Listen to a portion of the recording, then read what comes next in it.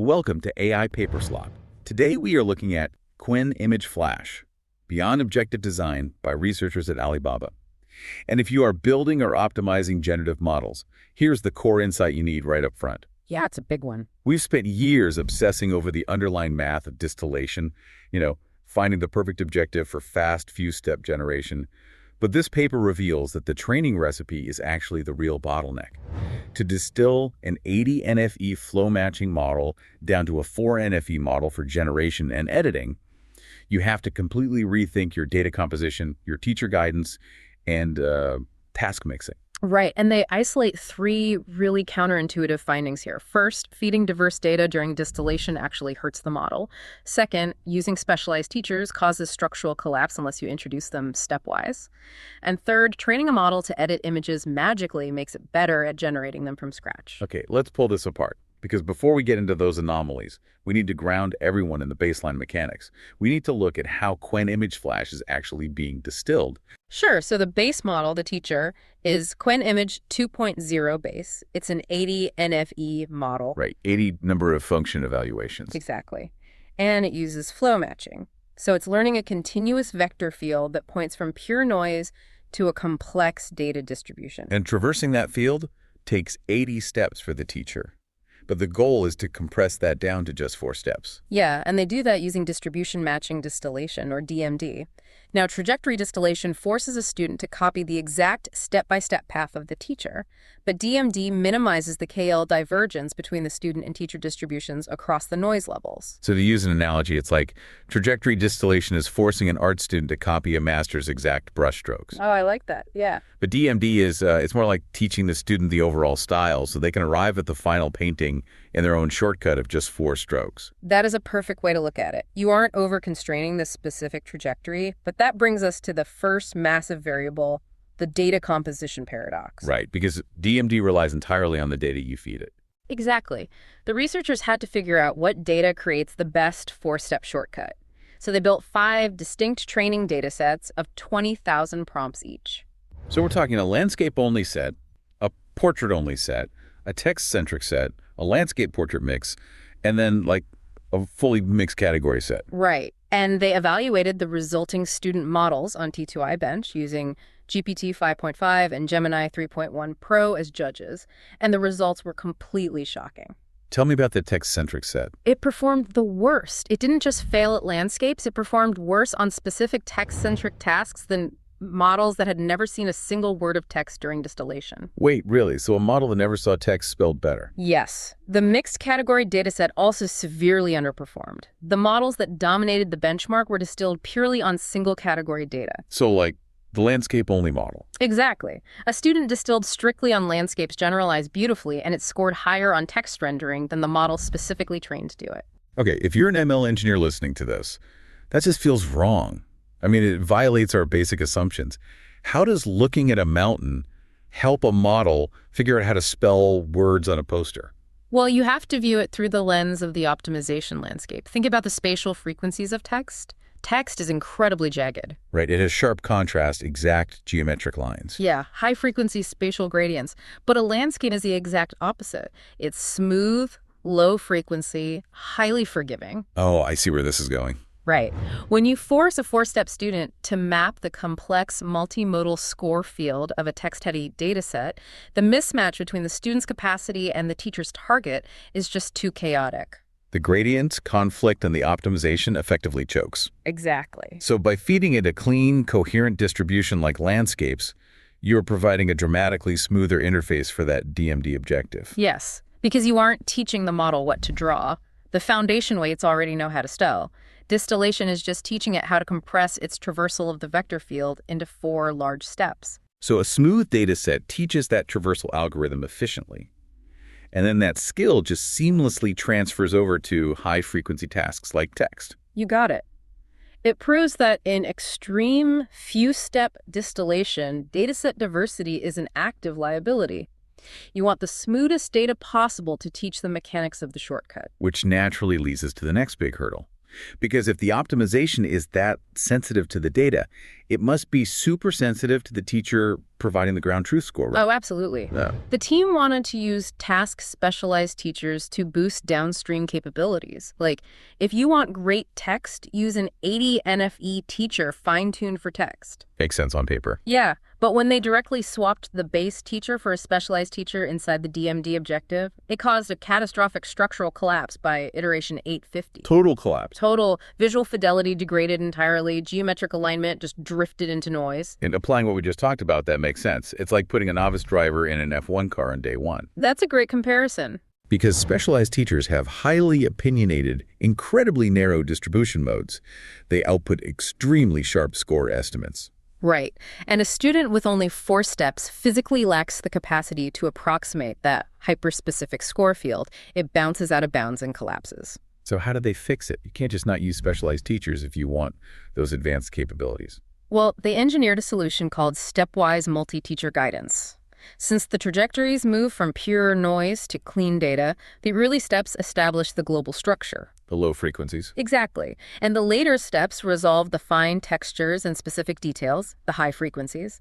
So they used the base teacher as a stable anchor during the early distillation steps. Ah, so the standard instructor teaches the basics first. Right, providing smooth, unopinionated guidance. And then they dynamically mix in the task specialized teacher score during the later steps. Tagging in the pro for the advanced cornering. Exactly.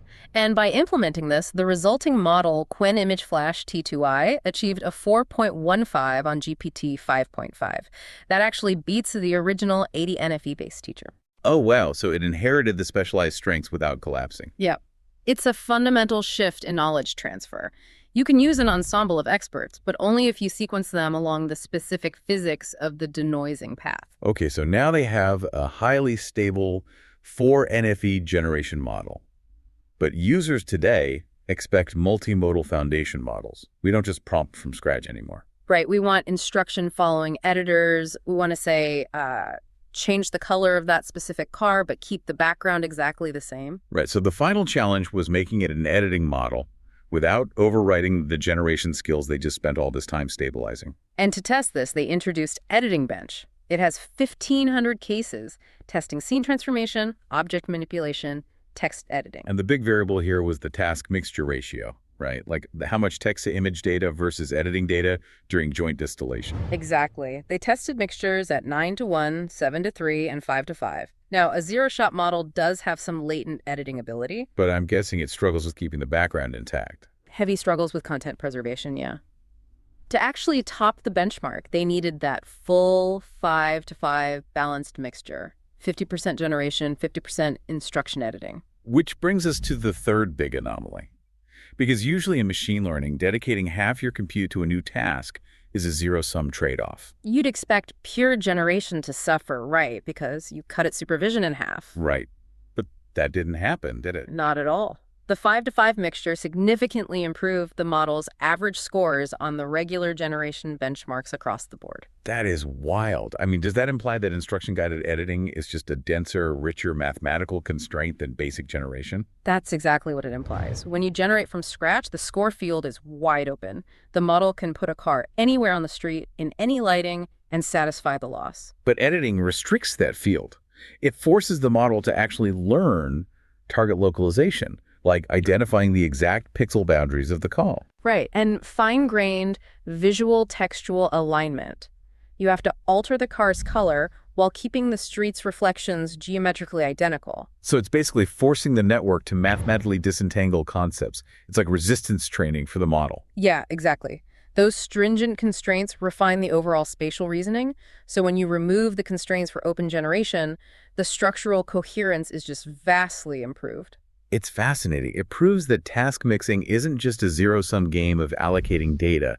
Some tasks just inherently map to richer gradients. Exactly. But let's shift gears slightly, because as an engineer, I want to know where this breaks. When you compress a continuous process down to 4 steps, you are bound to hit the physical limits of the ODE solver. Oh, for sure. And the paper is incredibly transparent about their failed attempts and limitations. Like the DPDMD technique they tried early on. Right, before they figured out the stepwise guidance, they tried DPDMD to stop the structural collapse. They injected a flow matching objective strictly at the very first generation step. The logic being, if the first step out of pure noise dictates the global geometry, locking it down would stop the drift. Exactly. And it worked for the layout. It stopped the drift. But let me guess, the quality tanked. Completely destroyed it. The textures became waxy and lifeless.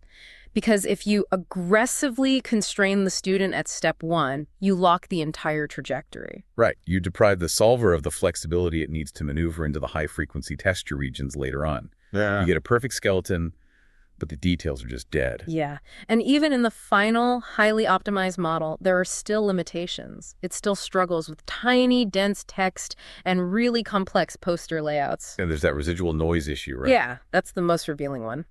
In jointly distilled models, you frequently see slight high-frequency residual noise in large flat areas, like a clean white wall or a clear blue sky. And that speaks directly to the physics of flow matching at low step counts, because high-frequency details are the last things resolved at the very end of the trajectory. Exactly. And when you only have 4 steps, your step sizes are massive. The model has to prioritize the complex stuff, like faces and foreground objects, so it just runs out of budget to perfectly flatten out a white wall. Right. The massive step size causes it to overshoot the optimal smooth score, leaving behind that noise artifact. But the paper notes something really interesting about this artifact. They say it's also heavily present in closed-source frontier models, like GPT-Image-2. Yeah, which is hugely validating. If both Qwen and GPT are hitting that exact same residual noise wall at low step counts, it strongly suggests this isn't just a flaw in Alibaba's weights. It's a shared mathematical ceiling. The underlying continuous time framework might just require 5 or 6 steps to properly iron out flat textures, period. Exactly, regardless of how perfect your distillation objective is. Which brings us perfectly back to the title of the paper, Beyond Objective Design. After walking through all these optimization failures, the mode collapse, the editing regularization, that title really feels like a warning shot. It does. For years, the community assumed that if we just find the most elegant mathematical equation, the perfect loss function, everything else will just fall into place. Like the math provides the vehicle. Right. But this research proves the vehicle is useless without the right driver. You can have the best math, like DMD, but if you feed it jagged, diverse data, it fails.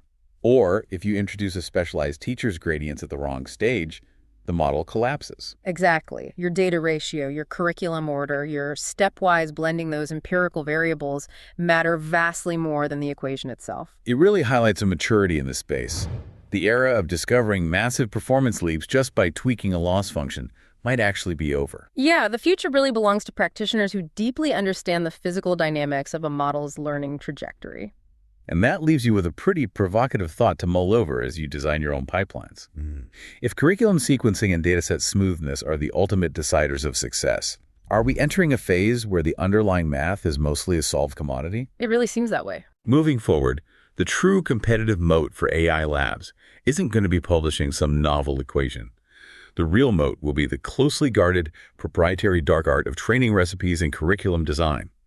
Because sometimes, to get a neural network to paint a masterpiece in 4 strokes, you don't need a mathematically superior brush. You just need to know exactly which landscapes to show it first.